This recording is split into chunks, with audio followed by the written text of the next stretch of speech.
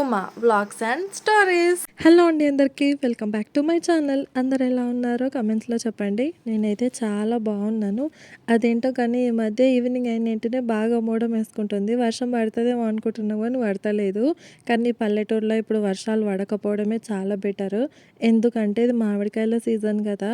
ఇప్పుడు కన్నా గాలిదుమ్ దారం పెట్టి వాన పడ్డదంటే అందరు రైతులకి లాస్ అయిపోతుంది. ఇప్పుడు నేను ఈ సూట్ కేసు ఎందుకు తీసినా చెప్పలేదు కదా. హైదరాబాద్కి వెళ్తున్నాను. ఆ 2 రోజుల ముందే మా ఇంట్లో వాళ్ళని అందరిని అడిగి కన్విన్స్ చేయించుకున్నాను. ఇంకా నెక్స్ట్ డేనే అమ్మకి ఫోన్ చేసి చెప్పిన రమ్మని. వచ్చింది అమ్మ నన్ను తోలుకపోనికరని.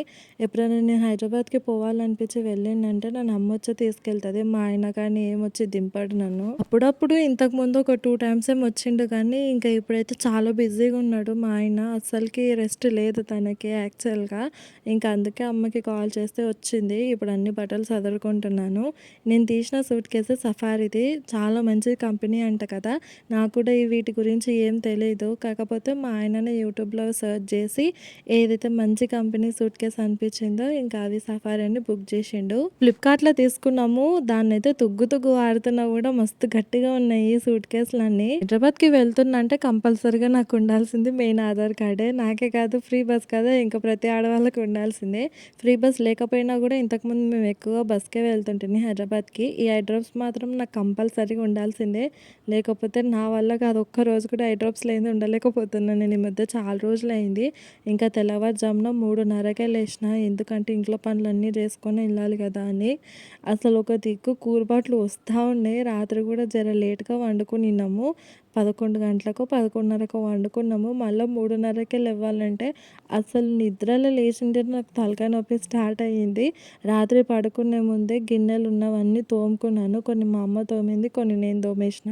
ఎందుకంటే పొద్దుగాల నాకు అంత గబర్ అనిపిస్తుంది కదా. మళ్ళీ ఎక్కువగా పని ఉందంటే నాకు వెళ్ళడానికి లేట్ అవుతుంది. తెల్లవారుజామున తొందరగా వెళ్ళిపోవాలనుకున్నాము. ఎందుకంటే ఎండలు బాగున్నాయి కదా. పిల్లలకి పెట్టుకొని జర్నీ చేయడం ఎండలు అంటే వాళ్ళు కూడా గాబర్ అవుతారు కాబట్టి నేను తెల్లవారుజామున 3:30కే లేచినాను. ఫస్ట్ లేచి అన్నానికి బియ్యం కడిగి పొయ్యి మీద పెట్టిన. ఎందుకంటే టిఫిన్ తీసుకుపోదాం అనుకున్నాను. పిల్లల కోసం మాత్రమే మేము టిఫిన్ బయట చేయగలుగుతాం. కానీ నేను మా అమ్మ ఎప్పుడైనా వస్తే టిఫిన్ మాత్రం చాలా తక్కువ. అసలు బయట తినము. ఒక్కసారేమో అశ్వత్థామ చిన్న ఉన్నప్పుడు బయట దోశ తిన్నాము అంతే. ఇప్పటివరకు ఎప్పుడు కూడా బయట టిఫిన్లు చేయలేదు. ఇంకా ఛాయ్ కూడా పెట్టేసిన. మా తాత లేచినంటే ఛాయ్ కంపల్సరీ కావాలి కదా. ఇంకా అట్లే పప్పుకు కూడా పొయ్యి మీద పెట్టేసి అన్ని ఇండ్లు ఊడ్చుకొచ్చిన. ఇండ్లు మొత్తం ఊడ్చి బయట కాంపౌండ్ అందిన కాడికి ఊడ్చిన. ఎందుకంటే మంచాలు వేసారు కదా, వాళ్ళ కింద ఊడవనికి రాక. ఇంట్లో పనులు అయిపోగొట్టుకొని పప్పు కూడా అయిన తర్వాత బయటకు వచ్చి బయట ఊడుస్తున్నాను. ఇప్పుడే కాదు, నేను ఎప్పుడు మా అమ్మ వాళ్ళ ఇంటికి వచ్చినా కానీ ఇంట్లో అన్ని పనులు అయిపోగొట్టుకొని మా ఇంట్లో వాళ్ళందరికీ వంట చేసిన తర్వాతనే బయటికి వెళ్తాను నేను. ఇంకా అలవాటు అయిపోయింది నాకు స్టార్టింగ్ నుంచి కూడా. అంటే పెళ్ళైన స్టార్టింగ్లో నాకు ఇవన్నీ పెద్దగా తెలియలేకపోతుండే. ఇంకా రాను అన్నీ అర్థం చేసుకున్నా.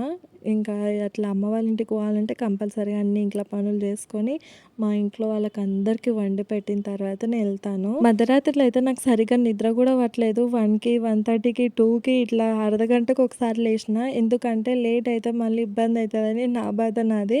యాక్చువల్గా అప్పటికి నేను అలారం పెట్టుకున్నా, కానీ నాకు వినిపించిందా లేదా అని నా మీద నాకే డౌట్ అనిపించింది. అందుకే అర్ధగంటకు ఒకసారి లేచి చూసుకుంటామని నేను టైమింగ్. ఇంకా మా అమ్మ 3:40కేమో లేచినది. అమ్మ పనులు అమ్మ చూసుకుంటుంది ఇంట్లో. ఇక నేనేమో బయట ఇంటి ముందల వాకిలు ఊడ్చి గుడిసె దగ్గర ఊడ్చిన. నీళ్ళు కొడదామంటే ఆ టైంకి వాటర్ రాలేదు. తెల్లవారుజాముననే ఇడుస్తారు కదా. చెప్పడానికి బాయ్ బాయ్ అమ్మా పైసా.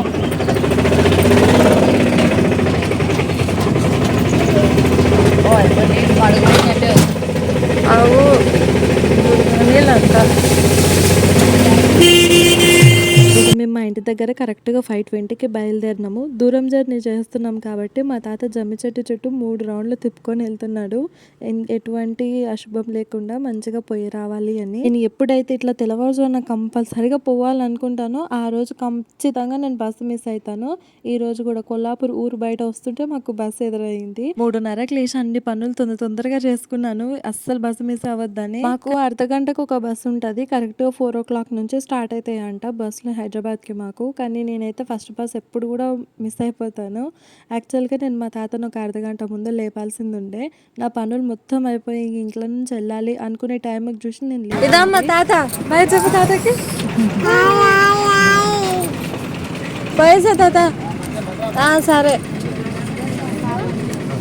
కరెక్ట్గా 6:15కి మాకు బస్సు కదిలింది. ఇప్పుడు నేను చూపించే వీడియోనేమో జడ్చర్లలో ఆపినది. మా అమ్మ సమోసాలు కొనుక్కునింది తినడానికని. కానీ అవేమో తిని చూస్తే అసలు పాసిపోయినాయి. లోపల ఆలుగడ్డ కంపు వాసన వస్తుంది. ఇంకా నేను వద్దులే అమ్మ అని చెప్పినా కూడా మా అమ్మ పోయి అడుగుతా అదే వేరే వాళ్ళకి ఇస్తే వాళ్ళకి ఎంత ప్రాబ్లం అవుతుందని పోయి అడిగినది. కానీ ఇంకా వాళ్ళు వినకుండా అలాంటి సమోసాలే వేరేవి ఇచ్చిండు, తీసుకొని పాడేసిన. ఏం చేస్తాం, వాళ్ళతోనైతే పదే పదే ఆడ ఉండి మనం గొడవ పెట్టుకోలేము కదా. ఇంకా ఎంజీబీఎస్లో దిగిన తర్వాత టిఫిన్ చేస్తున్నాము. మార్నింగ్ నుంచి ఏం తినలేదు కదా, ఫుల్గా ఆకలి వేస్తుంది.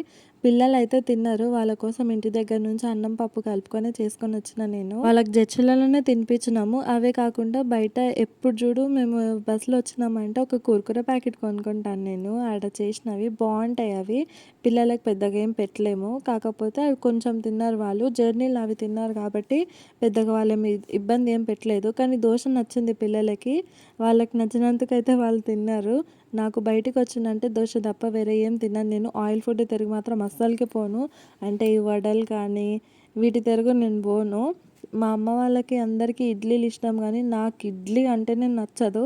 ఎప్పుడు నేను ఎటు పోయినా కానీ ఇడ్లీ అస్సలకి తినను. ఇంట్లో చేసుకుంటే నేను అందరికీ చేసి పెడతా కానీ నేనే తినను ఇడ్లీ.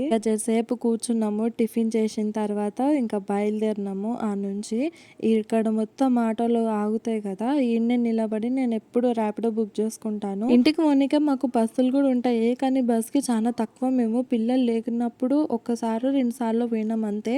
కానీ ఇద్దరు పిల్లలు పుట్టినాక ఎప్పుడు కూడా బస్కి పోలేదు. ఎందుకంటే ఈ నుంచి కొంచెం ముందలకి మేము నడవాల్సింది ఉంటుంది. పిల్లల్ని పెట్టుకొని అంతగానం నడవటం ఎందుకని ఆ చెట్టు దగ్గరనే ఒక దగ్గర ఆగి ర్యాపిడో ఆటో బుక్ చేసుకొని వెళ్తాము. వర్షాలు ఎక్కువ ఉన్నా ఎండలు ఎక్కువ ఉన్నా కానీ ర్యాపిడో ఎక్కువ చూపిస్తుంది అమౌంట్. ఒకవేళ ఏం లేకుండా వెదర్ కూల్గా మంచిగా అనిపించిందంటే, నార్మల్గా క్లైమేట్ కానీ ఉందంటే చాలా తక్కువ కాస్ట్ పడుతుంది. వర్షం ఉన్నప్పుడు మాత్రం 600 ఇట్లా పడుతుంది మాకు ఇంటికి పోనీకే. కానీ ఇప్పుడు గట్టి ఎండలు ఉన్నాయి కాబట్టి మాకు 300 పడ్డది. లేకపోతే క్లైమేట్ కూల్గా కానీ నార్మల్గా ఉందంటే ఖచ్చితంగా ఒక 200 లోపలనే అయిపోతుంది. అసలు ఎందుకు వెదర్ని బట్టి ర్యాపిడో వాళ్ళకి ఇంత అమౌంట్ అట్లా ఇట్లా అని చేంజ్ అవుతుందని నాకు అర్థం కాక ఒకసారి ఆటో వాళ్ళని అడిగిన, అంకుల్ వాళ్ళు కూడా చెప్పినారు వెదర్ని బట్టే క్లైమేట్ని బట్టే తెలుస్తుంది. ఒక్కొక్కసారి అమౌంట్ అట్లనే చూపిస్తుంది. వర్షం ఎక్కువ పడితే మీకు ఇంకా ఎక్కువ చూపిస్తుంది అని చెప్తున్నారు. నా డౌట్ క్లియర్ చేసుకున్నా. ఇంటికి వచ్చిన తర్వాత నా బిడ్డనే మెట్లు ఎక్కుతుంది అంట. చూడండి ఆ మెట్లు ఎక్కుతుంది. వస్తున్నాం పా అమ్మ, వస్తున్నామమ్మ. ఆడ అమ్మమ్మనే మోసుకోబోతుంది నిన్ను.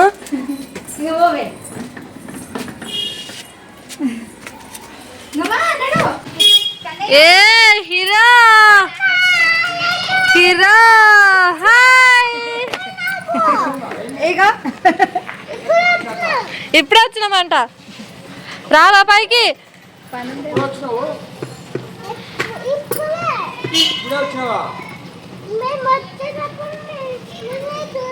నువ్వు చూడలేవు మేము వచ్చినప్పుడు. సరే సరే వెళ్ళు. హీరోల కన్నా తయారై తిరుగుతాడు, పెద్ద రౌడీ షీటర్ లాగా. ఎట్లున్నాడు చూడు. హీరోని పెట్టుకొని రౌడీ అంటే గద్దాలకైనా బాయ్. మా నాన్న చాలా బిజీగా ఉండిండే ఈరోజు, సెట్టింగ్లో ఉండినాడంట. అందుకే ఒక 5 minutes లేట్ అయింది. ఇంటికి వచ్చినాక 5 నిమిషాలు బయట నిలబడ్డాం. 5 నిమిషాలకు వచ్చి మా డాడీ కీస్ ఇచ్చిండు. ఈడనేమో మా అమ్మ బగారన్నం చేస్తుంది, పిల్లలేమో ఇద్దరు ఆడుకుంటున్నారు. చికెన్ తీసుకురావడానికి వెళ్ళిండే మా డాడీ, తాళాలు ఇచ్చి. అట్లనే అశ్వత్థామ గడు రాకముందే ఐస్ క్రీమ్ అడిగినాడు మా డాడీని. తాత నేను వస్తే నా కోసం ఐస్ క్రీమ్ తీసుకొస్తావా అని. ఇక అందుకే వాడు అడిగిండని వచ్చిన వెంటనే ఫ్రిడ్జ్, కొత్త ఫ్రిడ్జ్ కోసం అని తీసుకొచ్చిండు మా నాన్న. డీప్ ఫ్రిడ్జ్లో ఎవరన్నా ఇవన్నీ పెడతారా మమ్మీ? మొత్తం మామిడికాయ చట్నీనా?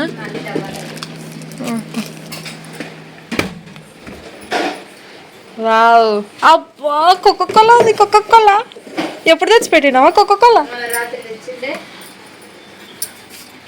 బాగుంది మా ఫ్రిడ్జ్. మేము ఇంటికి వచ్చినాక చాలా సేపటికి మా డాడీ వచ్చినాడు. నాన్నని చూసి నలుగురు పిల్లలు ఒక్కటేసారి లేచినారు డాడీ కోసం చాక్లెట్స్ కావాలి అని. కానీ మా నాన్ననేమో ఐస్ క్రీమ్ తీసుకొచ్చిండే. ఇంకా ఈవినింగ్ ఏమో సడన్గా గాలి దుందరం స్టార్ట్ అయినది. ఇది ఇంత గాలి పెట్టి చినుకులు పడినాయి కదా, మా ఊర్లో టైంకి మాత్రం ఫుల్ ఎండలు కొడుతున్నాయి. ఊరికి సిటీకి మస్తు తేడా ఉంటుంది. మా అమ్మ కదా చెప్పింది పని చెయ్యదు అంటున్నా. ఎందుకు జాన్, మా ఇంటికాడ ఎవరు చేస్తారు? అన్ని ఇల్లు కాదు ఏది ఇది మా అమ్మ ఇల్లు కదా, నేను ఎందుకు చేస్తాను? అంతే ఫ్రెండ్స్, అంతే కదా friends.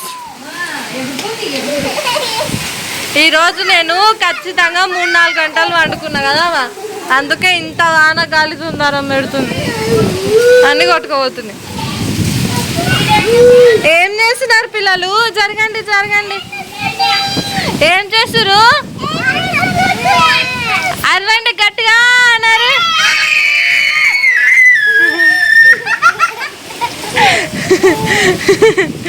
Jump jump jump jump jump jump. పిల్లలతో నడుచుకుంటూ ఎంజాయ్ చేస్తుంటే అసలు మస్తు అనిపిస్తుంటుంది కదా. వాళ్ళతో పాటు చిన్నపిల్లనే నేను కూడా నడుచుకుంటూనే ఉన్నాను. ఇక్కడికి వచ్చినంటే నాకు పని ఏమి ఉండదు కాబట్టి వాళ్ళతో నడుచుకుంటా వాళ్ళతో ఆడుకుంటూనే ఉంటాను. ఈ సిటీలో ఒక 5 నిమిషాలు వాన పడ్డదంటే కథం, రోడ్ల పోటీ నీళ్ళు మాత్రం అలుగులు పొంగిపోతుంటాయి కదా.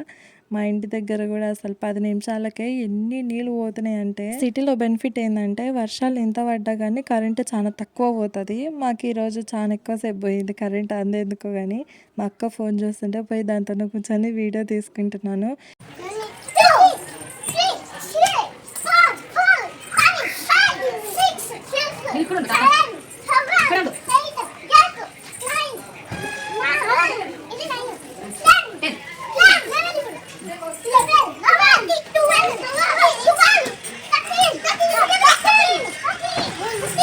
థర్టీన్ తర్వాత 14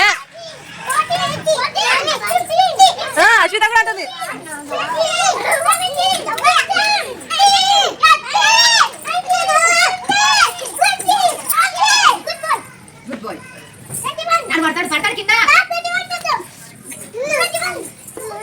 వాడు చెప్పుడు ఆకే గ్రేట్.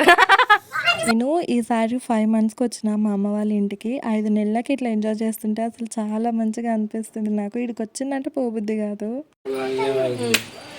మమ్మీ నువ్వు దా, మమ్మీ నువ్వు దా తొందరగా. ఒక్కరు నేను చెప్తా. వర్షిని నువ్వు కొట్టు. వర్షినికి డాడీ ఇంకో చేయడాడు. వర్షిని మీద వేసినావా? నేను నందన్ నన్ను కొట్టు.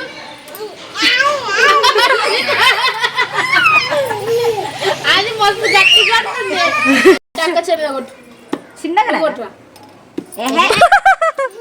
నువ్వు కొట్టు బేబీ. నువ్వు కొట్టు వేసిన అశ్వితని. నువ్వు కొట్టురా అక్కని. నువ్వు కొట్టురా.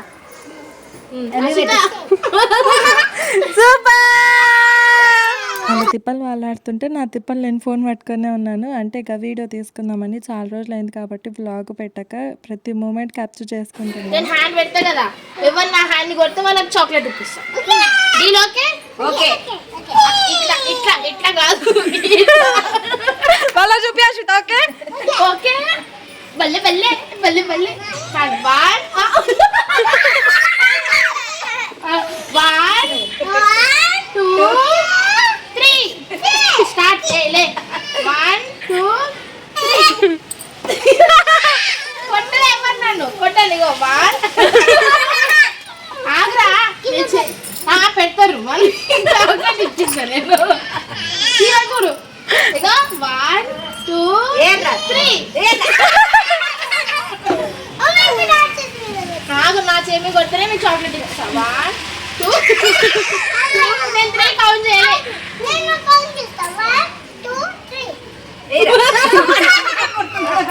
ఇంతకీ నేను ఎందుకు వచ్చినా అనేది స్టార్టింగ్లోనే చెప్దాం అనుకున్నాను, కానీ ముందు ముందు చెప్తా అని చెప్పినాను కదా, ఇప్పుడు చెప్తా చూడండి.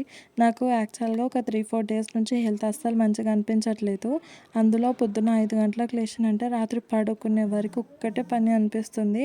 చాలా యాస్ట్కి వస్తుంది. కొన్ని రోజులు నాకు కూడా ఫ్రీగా ఉండాలని అనిపిస్తుంటుంది కదా, అందుకే నేను మా ఇంట్లో వాళ్ళని అడిగి మా అమ్మని పిలిపించుకొని వీడికైతే వచ్చాను.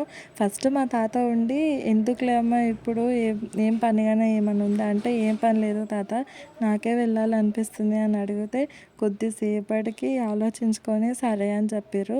మా అమ్మమ్మని మాత్రం ముందు రోజు నేను మా మామ కలిసి అడిగితే అప్పుడు మా అమ్మమ్మ ఒప్పుకొనింది.